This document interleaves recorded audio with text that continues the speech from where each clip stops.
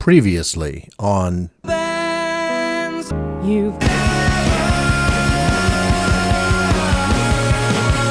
heard of. Today's band you've never heard of is called Cowboy Destroy. From Texas, living in Los Angeles. We call it slop pop. Queer, empowering garage rock, sex, drugs, and broken hearts. In a few weeks, Cowboy Destroy is going to join us, and we will interview them live on camera from LA. Me introducing Gary to Cowboy Destroy back in November.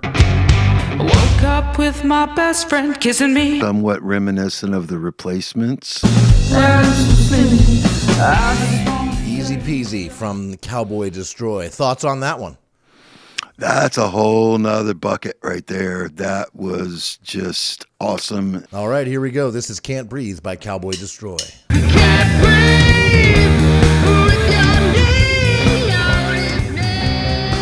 kind of don't want to turn it down. That hell of a message, and it needs to be out. It's about George Floyd. Oh, I love it already. So this is Cowboy Destroy. This is what we think of them.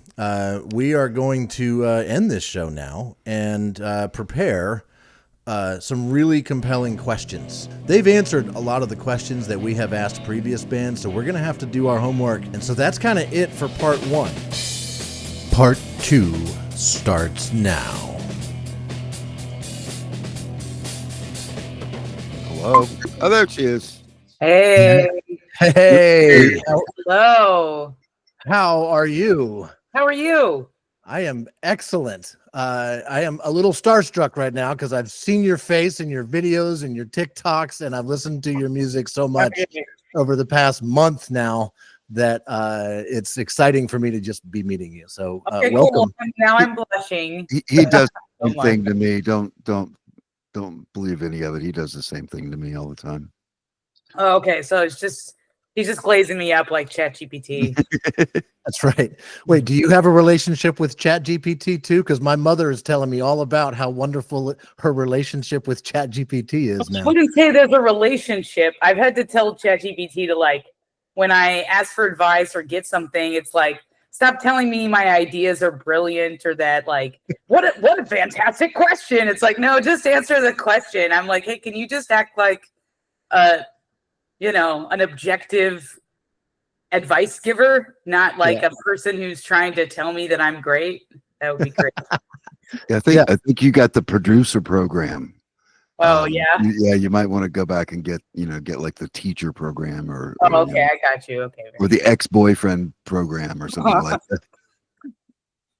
That fits. So it's Leslie, right? That's right. Yeah.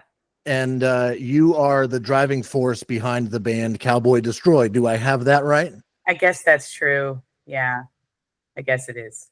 Yeah. So we have invited you here for multiple reasons, right? But this all started back in November when we decided we were done talking politics and we wanted to do something else that was going to be way more fun on the podcast. Yeah. Because we talked politics all of last year and it clearly didn't work.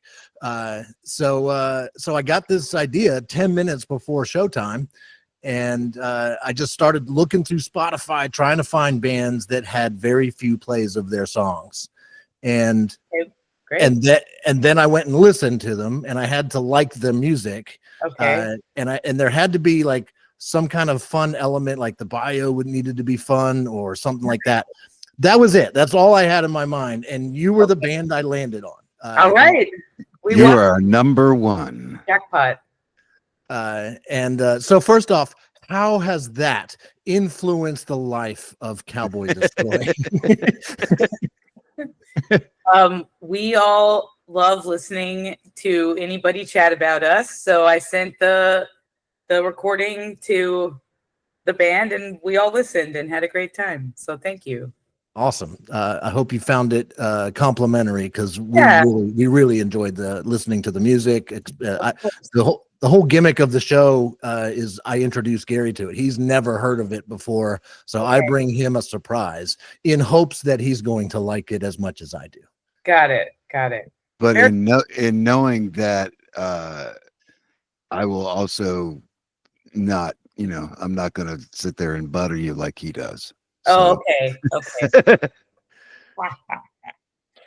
Well, from what I've seen, Leslie can handle some criticism. You've done a whole bunch of like TikToks and stuff where you are acknowledging criticism of your music, of your videos, whatever. And sometimes you even agree with them, right? Like it's Sure. you're pretty realistic. It's almost like celebrities reading mean tweets sometimes. Yeah. Well, TikTok's fun. I mean, I think like there's not the whole point of me being there is to have fun. So I'm just trying to make jokes and have a good time. I wrote down in my notes prepping for this that you of the bands we've talked to so far, you guys seem to be having more fun than most. And that's evident through the videos that I've seen, your TikToks, your live TikToks where you sing whatever lyrics people put in the comments. Those are fun. You guys seem to be really, and you're even quoted in a magazine article as, where do I have that here somewhere? We are a punk band, so we didn't start the band to make money. If you do that, then you'd better be playing in a tribute band. And you seem to really be living that. Is it really that simple? Is it all about having fun? I mean, I don't have any of the answers, so I don't think you really should necessarily ask me for the answers because I can't say that I have like a model for any other real bands to follow. But, I think that making art is fun and you're probably going to make better art if you enjoy the process. And I think that music is art, and that's kind of just where it goes. If you have that push to want to do it, you're going to have a better time if you enjoy doing it. And I think I heard some AI person, or I don't know if it was a Spotify executive recently. I forget who the quote was from, but they were talking about how musicians don't like making music. And it's like, no, I think they do. They do like making music. That's kind of the whole point.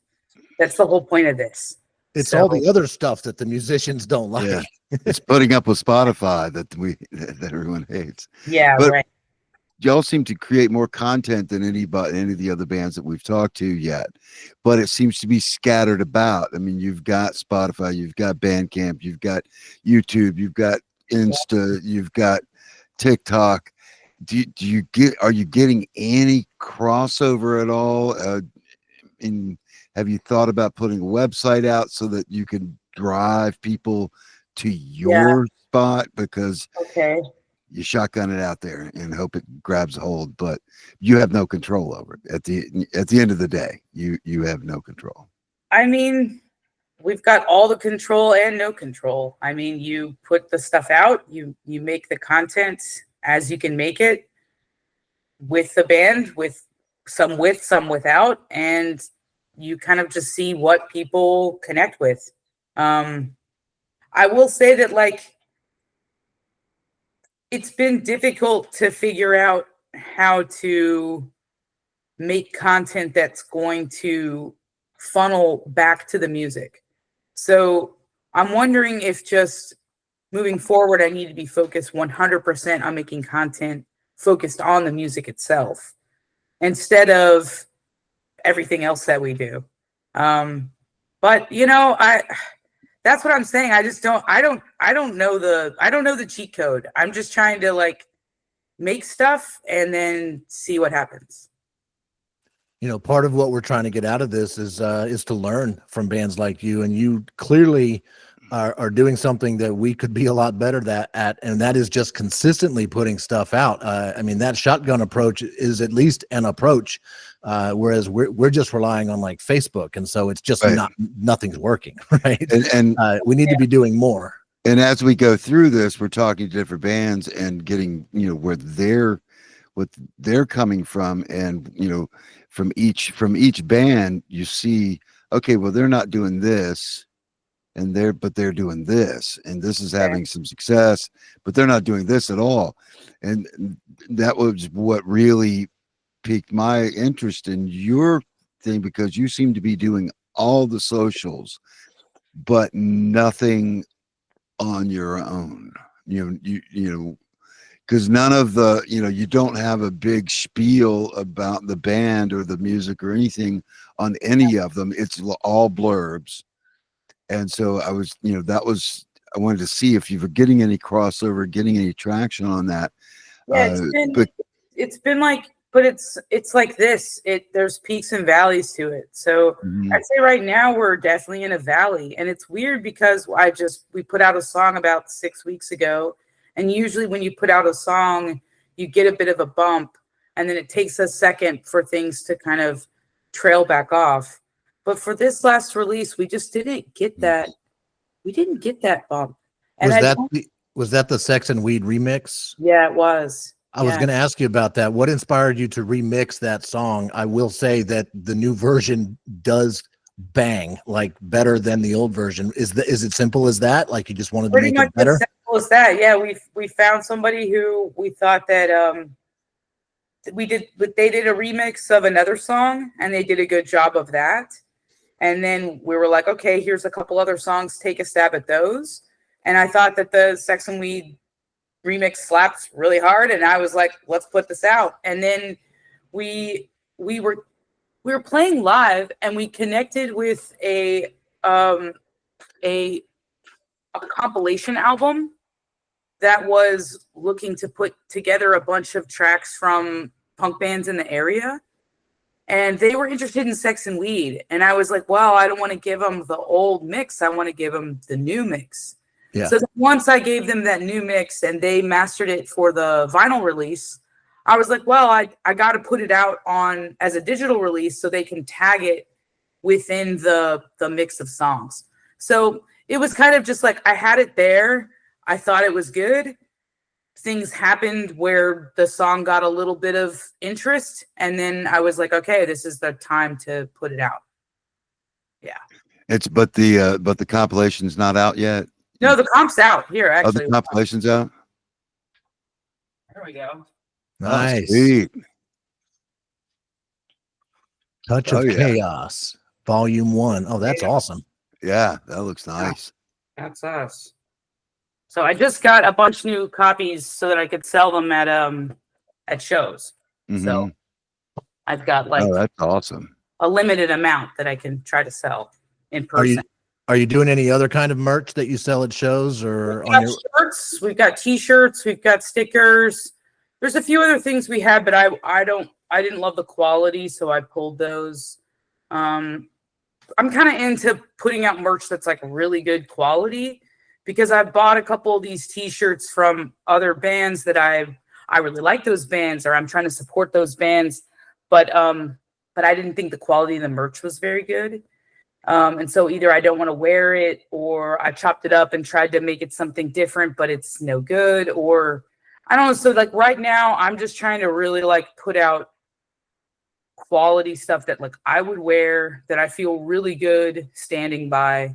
It costs a little bit more to make, but I think it's worth it. And I see people wear the actual shirt and they're like, hey, touch it, it's really soft. And I'm like, there we go. It's worth it just for that. So, well, when you get a website up where I can buy some merch and have you ship it to Virginia, I'll do that. Right. Well, you can just hit me up on Instagram. We can just chat now as buddies. Sweet. You take a credit card over the Google? Yeah, we had a site up for a little while. I mean, I did take it down because it was costing us just too much money per year for what it was. I think when it gets to the point where that makes financial sense again, I will have a website again. And I think right now what I need to focus on is just getting like email addresses at shows, because I haven't really focused on that as a grassroots level. I hand out stickers like a crazy person, but I should try to get something from them too, which I really haven't done. So there's a few things that I guess like some things are easier to do than others, with whatever personality you have or, whatever tools you have. It's easier to give somebody something than to ask for something sometimes. It would be nice if simply putting out good music was enough, right? To get attention. Does it kind of suck that you have to do all of this other stuff, or do you enjoy the other stuff as much as you enjoy making the art? Well, I guess that's a great question. I don't know the answer to that because I kind of feel like they go together a little bit right now. So you can make stuff and you can put it out, and that's fine. I've been in bands that have put out music and have 2 monthly listeners, and that's that's fine. I think that there's nothing really wrong with that. I think that that's as valid as anything else. But I'm trying to get more eyeballs. I'm trying to get more ears. So I'm making that effort because I want those results. But I think it's fine if you just wanted to put out music and not do the other side of it and just see what happens and put it out because that's what you want to do. Okay, fine. Like, I don't think there's necessarily like any rules. Yeah. Follow. But you do have a little bit of business in your music business. Well, You're not. I mean, being a punk band, you're not supposed to at all. But I mean, that's definitely against the rules. But I mean, I've had somebody say to me who I don't know, maybe they wanted to manage us, maybe I don't really know what their deal was really exactly, but they said, wouldn't the most punk thing of all being caring about money? And I was like, that's a good pitch. I like that. I'm writing that one down. That's an excellent pitch. That's how you punk the punk rockers. Yeah. Here's what I'll say to that. Like, right now we kind of break even, and I would love to continue to break even so I could continue to put out the music and have it not drain my savings account, because that's what it was doing before. Okay. And I am paying for zero promotion right now because that was draining my bank account. So I'm not doing that anymore. I think it's also like, if you put out stuff and you have a year to push it and that's what you budget for, that's great. But I mean, we've been around for almost 5 years now. So like, you have to find some way to make it sustainable. And I think we've kind of done that. So I noticed on, especially on the Instagram, tons and tons and tons of live flyers. So, are you getting more people to the live shows because of the socials, or are you getting more people on the socials because of the live shows, or are they completely separate? Would you say? I think that right now it's all about being strategic about what shows that you book. So you can book a show that no one is at, and you can book a show where a lot of people are at. And you need to be smart and ask questions, get to know the bands in your community, get to know the venues, figure out how the systems work, and then you take a chance. And, we drove to Palm Springs last month, and there weren't that many people there, but I don't care. We made the choice. It didn't cost us money. We probably actually made a little money off of it. Okay. So, like, that's a risk I'm willing to take. We go to Santa Barbara every once in a while. We don't know for sure that anyone's going to be there. So that's a risk that we're taking. When we're having shows in LA, there's more control over that. But also, LA shows I'm finding are almost harder because you're competing with everything in Los Angeles, and there's so much going on in Los Angeles. Yeah. So you kind of have to make a little festival or a party or a really nice bill, or offer something free, or have vendors, or you have to make it special. You can't just play on a Thursday night and expect 40 people to show up. It just isn't. Maybe on your first show that you do on a Thursday night, but not on your 15th show that you do on a Thursday night. Yeah. But are you promoting those at all on TikTok or anything? You know, I, I mean, Instagram used to work a lot better as our sole promotion promo. way, and now our reach is very much so throttled. We're not being shown to our people, and it's starting to feel a lot more like TikTok in that jokes on stories are reaching more people than what Instagram used to be. But Reels on Instagram is still working, but it works very different to TikTok. It's like I feel like I'm pretty good at what's going to work on TikTok. I know what'll kind of work. I have no clue what will work on Reels. I just don't. I don't know. I don't know. I recycled TikTok content from 30 days ago. I have no clue. So I just haven't. Yeah, I haven't. That's why I don't post everything from our TikTok over to our Instagram. It's an entirely different. That's like our business. Our Instagram is like a business facing that I'm going to use to talk with people and to book shows and to book with other bands, and then TikTok is more of like consumer facing, where I'm actually like joking with folks and showing them personality. I don't really want jokes on the Instagram page for some reason. I don't know why. I have one more question about the socials, and then I want to move more into the band and the songs and all of that. But I was reading in an article that you did a TikTok live thing where you were featuring bands that had fewer than 100,000 plays on Spotify, which is crazy because that was the number that I came up with when doing this segment of our old show and now this show. Like, that's the number. That's the number. And I picked your band, and having no clue that you had been doing that. I kind of thought that's how you found us. No, not in any. I literally to this day can't not figure out how I dialed into Spotify to get down to your band, but it was solely based on your music, your bio, and a couple of the pictures. That was it. That's cool. I didn't know you had that that thing on TikTok with was it Cowboy Destroy Underground? Yeah. I didn't know that until 2 weeks ago.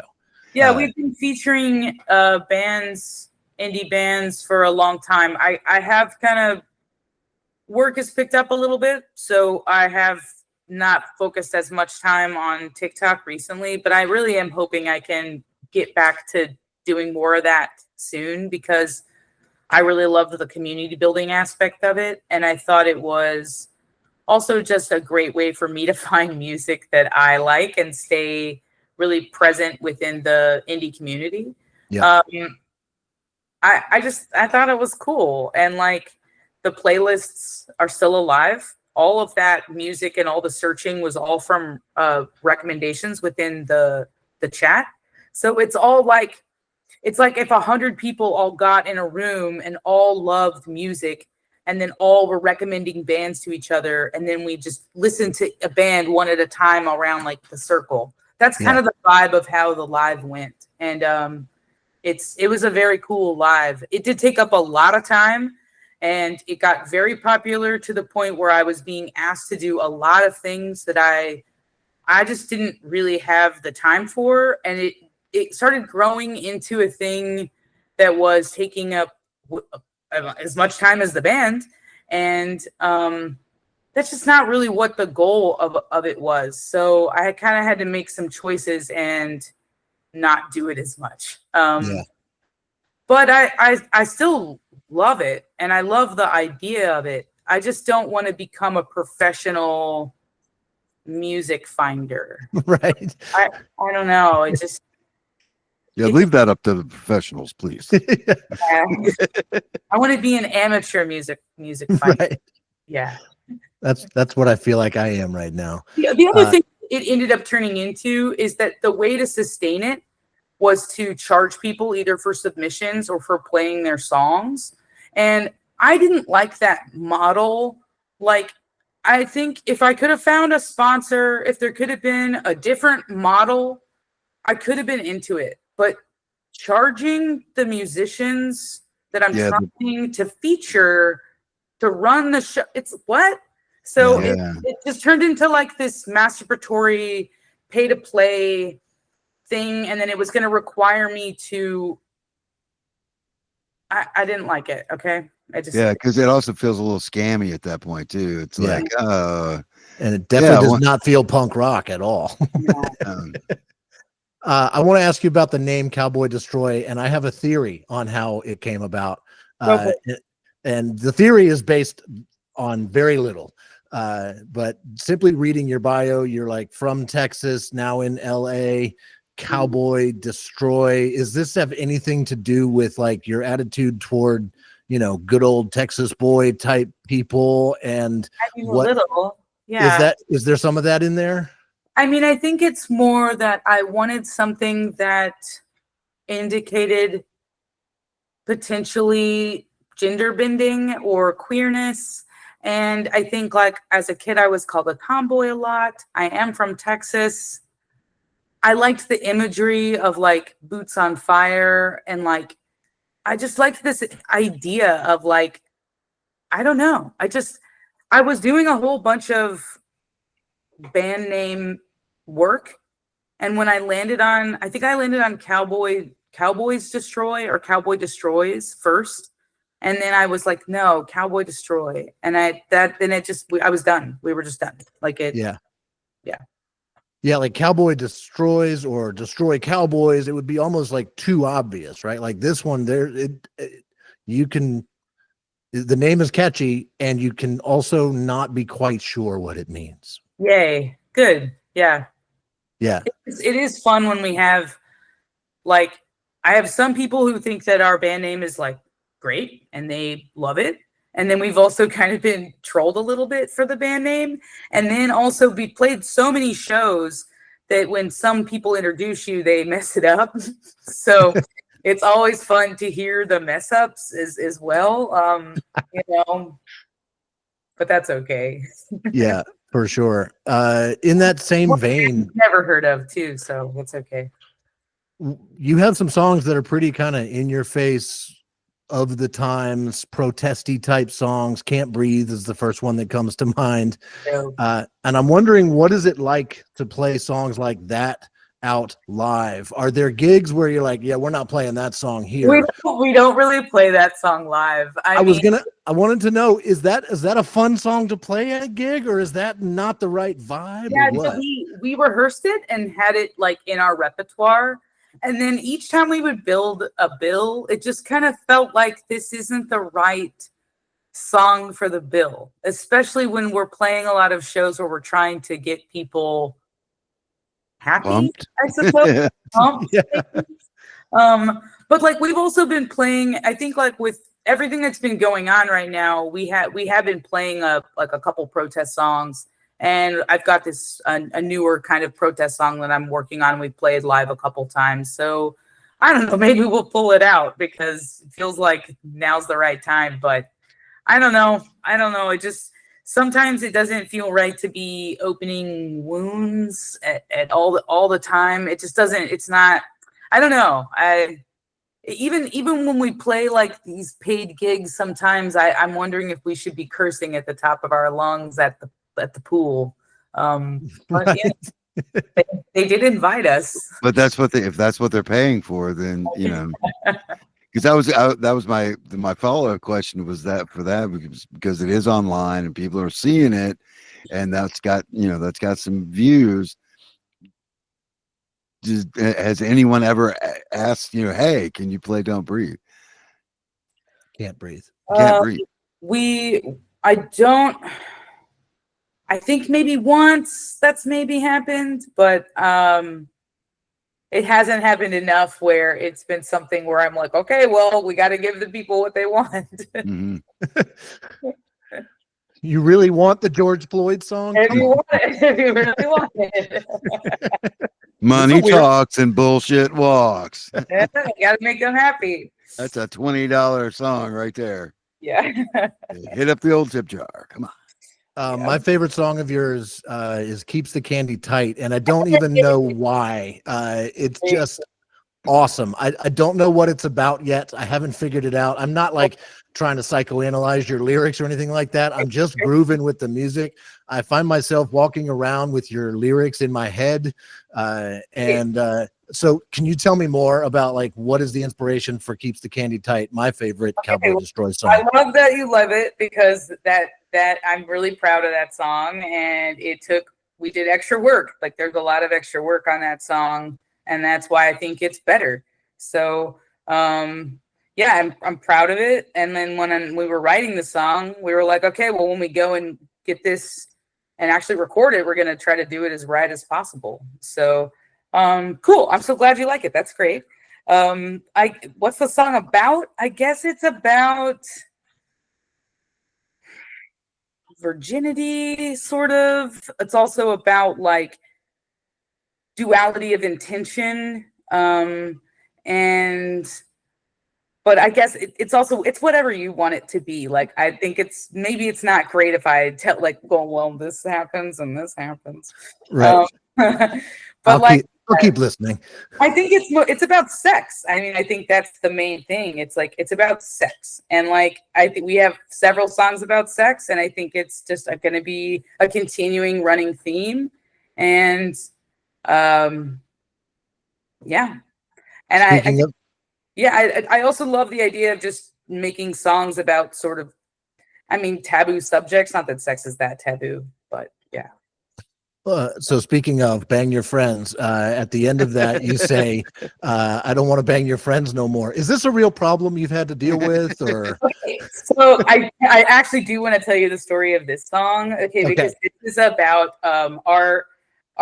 we have a bassist who's also a very close friend of mine, and I had set him up on several dates, and I think things went well, but they're not married now. And then he told me to stop setting him up. Okay, so I was like, okay, that's hilarious. So you don't want to bang my friends anymore, and then that's kind of just where it started, because I was talking with a buddy about who also knows him about the situation.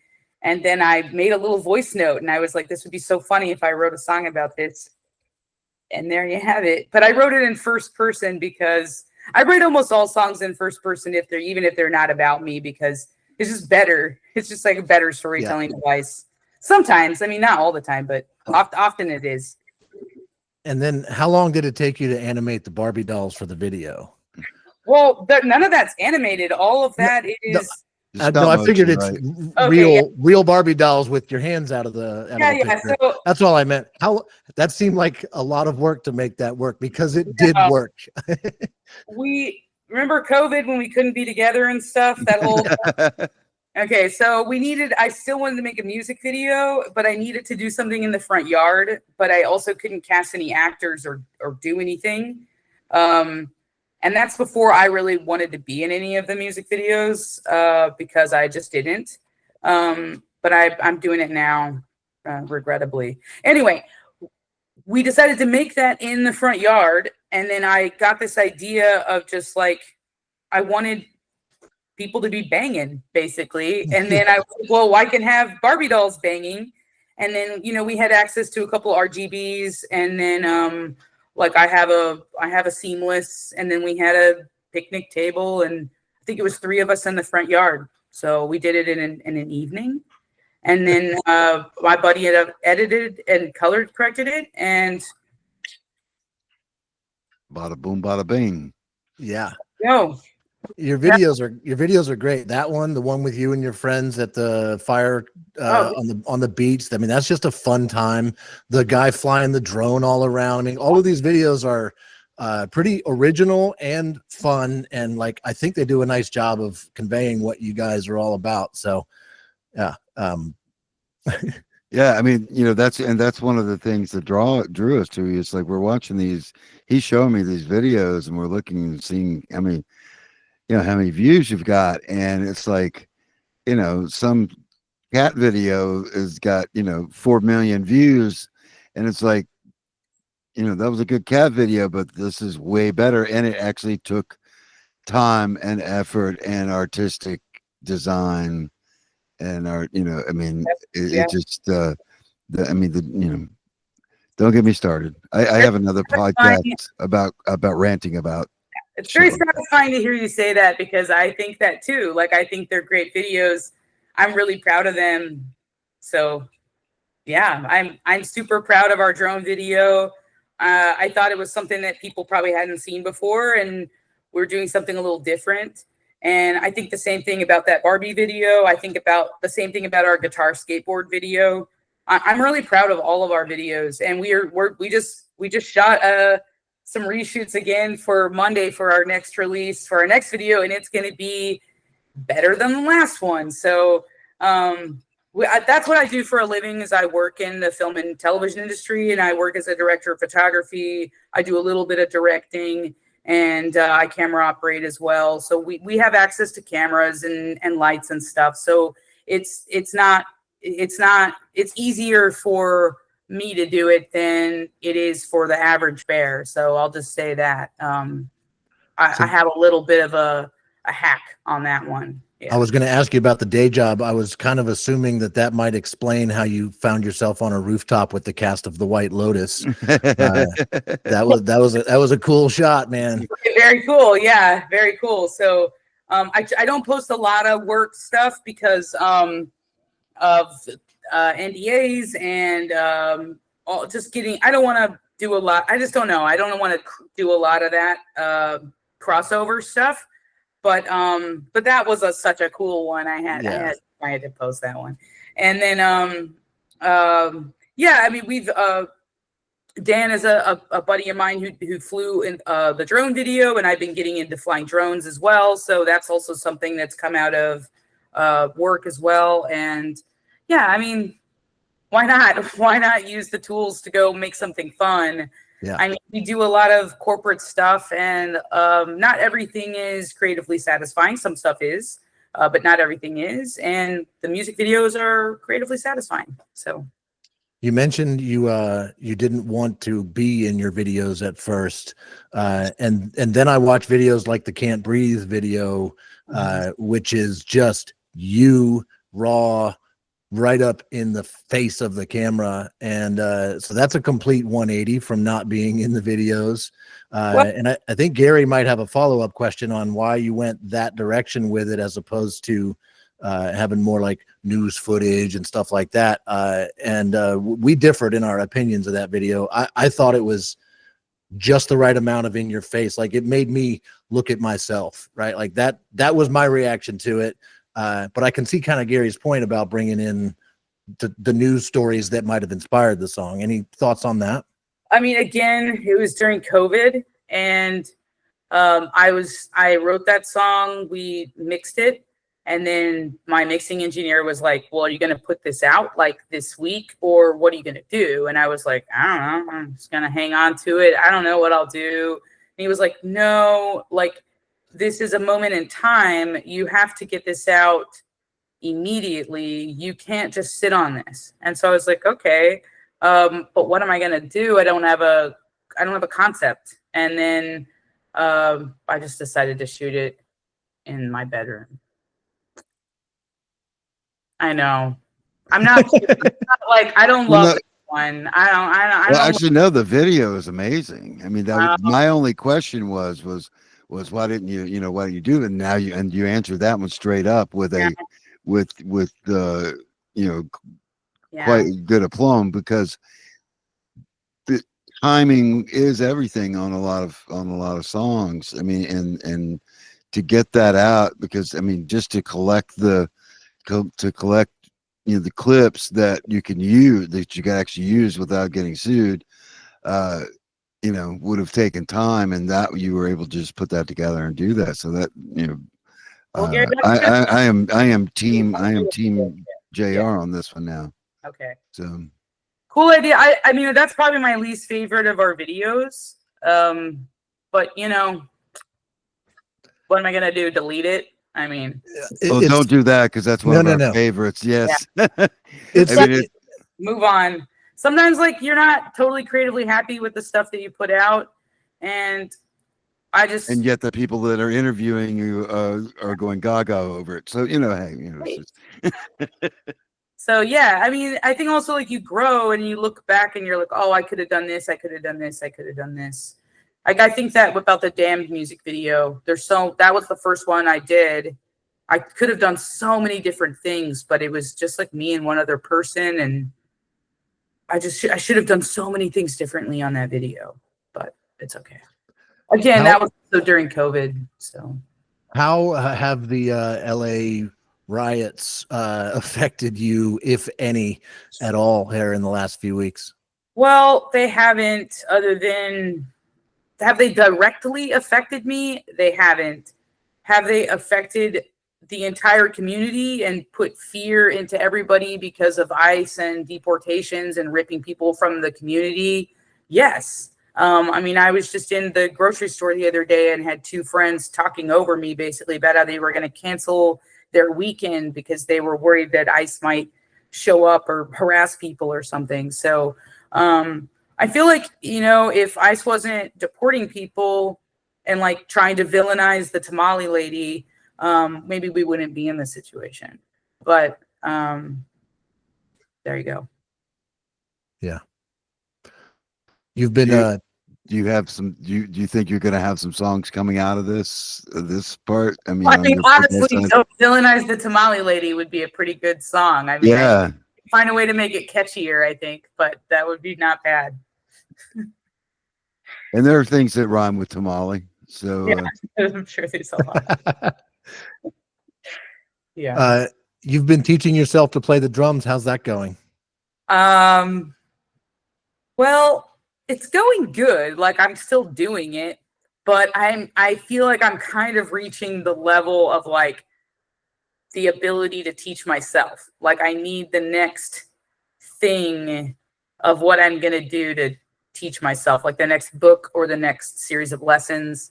Like I'm trying to learn the Sango right now, and like that's just taking me a really long time. So you know, it's just taking a long time, and I'm working on Pretty Shuffle, and like it's taking a long time to make it sound good. Like maybe a year ago I could do it, but only now it's sounding okay. So it's that I'm in this level now where like it's not, I don't learn something in a day and like accomplish a goal in a day. That's a lot more push to like make the changes that I want to make and get better. And honestly, like I really shouldn't even be doing it because it's distracting from guitar playing, music writing, recording, and it's annoying my wife and it's annoying my dog. And I shouldn't even be doing it, but I just love it. Can you tell us more about the band? Who all's in the band? It seems like members have changed a bit. I can't quite tell. Is it just different hairstyles, different members? What's going on? Who's in the band? What do you want to tell us about the rest of your bandmates? Jeremy Stewart has been in the band since the beginning and is still ride or die with us. He's our drummer. Khadijah is our guitarist, and she's just absolutely great. And just a fiery, well, she really just goes by Khadijah, so you really should just say that. Don't put her last name in there, actually, just because I know that actually she just goes by Khadijah under her like guitar moniker. You want me to bleep that out? I can do that. Yeah, actually, could you do that? That'd be great. Consider it done. Thank you. Okay, and then our bassist JD Ramage, he's come with us. Then he had to step away for a bit. We had another bassist step in, who Brian Peralta, and then Brian's had a baby since then, so he's had to step away. And JD's kind of filling in for us right now until we find a new full-time bassist. So we're looking for a bassist. Aren't we all? Yeah. No, yeah, if you play guitar and you want to be in our band, hit me up and let's chat. Nice. There probably is a bassist or two in LA. I've seen a couple of, I hope so. So part of what I'm pretty much out of my questions, so I want to make sure it's very clear my intent with this, which is one, to treat you like the rock star I think you should be, and interview you and ask the questions I think you should be asked, right? Okay. And to show the world a band they've probably never heard of. Awesome. And it is also shamelessly, I'm hoping to raise the profile of this show so that we can do that more effectively. So we are absolutely going to promote you and this. And if you feel like you want to promote our show, the fact that we interviewed you, maybe your fans can find out more about you. That would be amazing as well. And then your fans will find out about the next band they've never heard of. And it hopefully the rising tide floats all the boats. That's what we're trying to do here. And I'm still a little starstruck. I can't thank you enough for being on the show. Gary, are there any questions that you still have for Leslie? Not really. She answered for someone who didn't have any answers. You answered all of my questions like Great. You already had them written down. Just as a disclaimer, we have never met before today, and I did not send her my questions ahead of. Actually, I didn't even know my questions ahead of time, so that would have been impossible. JR goes, "Hey, did you do your research?" I go, "No." So I listen to music. I watch the video. I love the videos. Well, that's the research. That's Yeah. it. That's it. But and then I built your page on the website, so I have to go through and edit and do that stuff. And so I go through and read things and make sure that that I can fit everything into the space. But other than that, it's that's the extent of my research generally is to building your page on our website. So, and if you ever want to, get a new website, just give us a holler. All right. Now I know who to contact. Well, Gary, thank you so much. And JR, thank you very much. I think this was really great. And we appreciate the love. And we love you guys. Absolutely. I wish the band could have been here, because have you ever thought of getting out of, touring out of California at some point or any point? Or yeah, we talk about it pretty frequently. I think with our personnel issues right now with our bassist, it's I can't do it right now. Gary, I want to do that so bad, but it's like a money thing and it's a time thing. And all I keep hearing is all these bands are losing money on tour. And the few people I've talked to basically have said that we have just got to get our numbers up before we go on a national tour and spend this money. And I don't know what to do because I would love to go do it, but it's the endless chase of numbers. It's just, I know that I'm going to come back a little bit in the red. So if I could budget it and just like the way you go to Vegas where you could light the money on fire, then I could do it that way. But it's just, I got to solve this bassist problem first. Right. Yeah. And you got to have everybody else on board with that too. I mean, it's just, because you're going to spend however many days or weeks or whatever right. of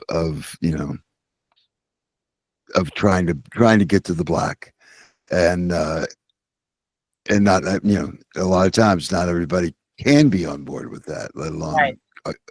Are on board. But we'd love to see you here in good old Virginia sometime. Well, we'd love to come. So well, if you're ever thinking about trying to come this way, let us know. We'll put in the good word for you at a couple of the local venues here in Charlottesville, Virginia. Yeah. If you have any festivals going on around that area, also send them our way because that's something that could be an impetus for a tour. Like if I have something east to hit up, then maybe that's something I scheduled the tour around. That would get you all the way across the country. That's for sure. That's what we're trying to do. So that would be great. Where do you want people to go find you? Instagram, TikTok? You want to give out your handles so people can find your stuff? I think you can just search Cowboy Destroy on any platform that you're on, and I'm pretty sure we will pop up. So that if you're looking just for our music, go to Spotify, go to Bandcamp. You can buy music on Bandcamp Friday if you're looking to contribute and help out the band.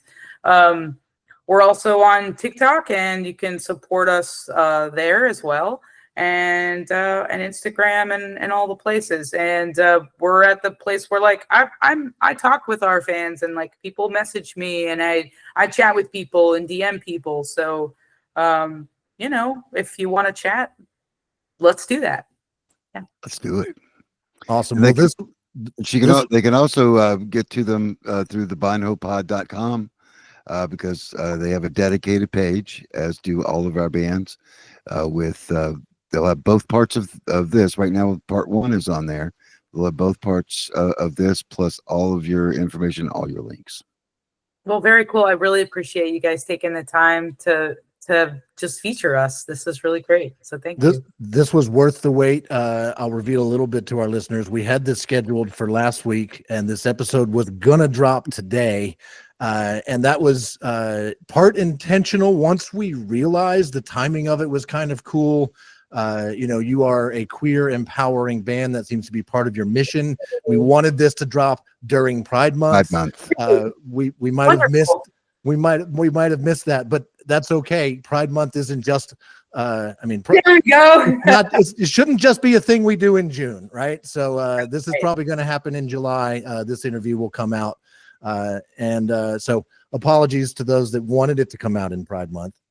I don't know who those people are, but thank you again for being willing to reschedule and get with us. This has been worth every bit of effort we've put through to get to I you. think so too. This was so fun, and y'all were so nice. So thank you. Yeah, wonderful.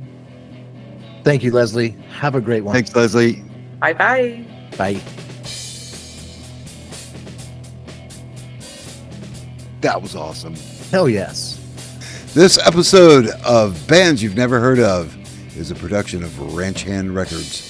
You can find out more at www.ranchhandrecords.com or bindhopod.com. Bindho, or Bands You've Never Heard Of, is hosted by Gary Hawthorne and me, J.R. Stoffel, and we both do our own recording as well. Then JR will edit it and master it and then send it to me for the QA. All songs are used with the band's permission. Check out Cowboy Destroy in the links in the show notes, or even more importantly, on their own dedicated page on bindhopod.com. And for all of the bands that have been featured on Bands You've Never Heard Of, if you want to find them all in one place and listen to their music, we have created a playlist that is all of the bands we've ever featured on this show, even going back to when it was just a segment on our old show.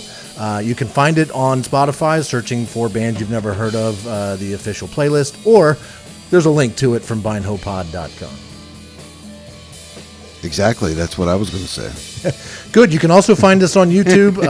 These are video podcasts, so if you are just listening to the audio right now, you're missing half of the show. You can find the we video. have matching shirts with matching backgrounds. I mean, we're really going all out for you, people. If you want to watch us talk to Leslie and other bands that you've never heard of, you can do that. There's the video version is on Spotify, and just go to our YouTube channel, youtube.com/@bindhopod, and there's a link to that on the website as well as the videos right there. Isn't that amazing? Oh, you don't even have to go to YouTube. You just watch them on bindhopod.com. Just go to bindhopod.com. I spend a lot of time making that thing. Use it instead of just spammers, because we've gotten more views on there than any other of the websites we have, and every one of them was spammers. Well, not everyone, but a good portion of them were. And you can also email us, bindhopod@gmail.com, if you have bands you want us to check out, thoughts on any of these episodes. If you just want to shoot the shit, man, send us an email. If you have some questions that you'd like us to forward on to the bands, or maybe do a reprise episode or anything like that, we're here. We're kind of winging this right now. As each week goes by, it gets a little bit tighter, a little better. But we're still figuring out the formula. We're still figuring out the formula, and so would love feedback on how you think this show could be better. I would want nothing more than that. Just let me know what you want out of this show, and we'll see if we can do it. Yeah, man, because we are nowhere close to WD-40 yet. We're more like WD maybe 20, 25 at this point. So. Yeah. But we've gone on long enough. We will see you in the record store. Thanks for watching. Thanks for listening. Bye-bye. Peace out, everybody. You've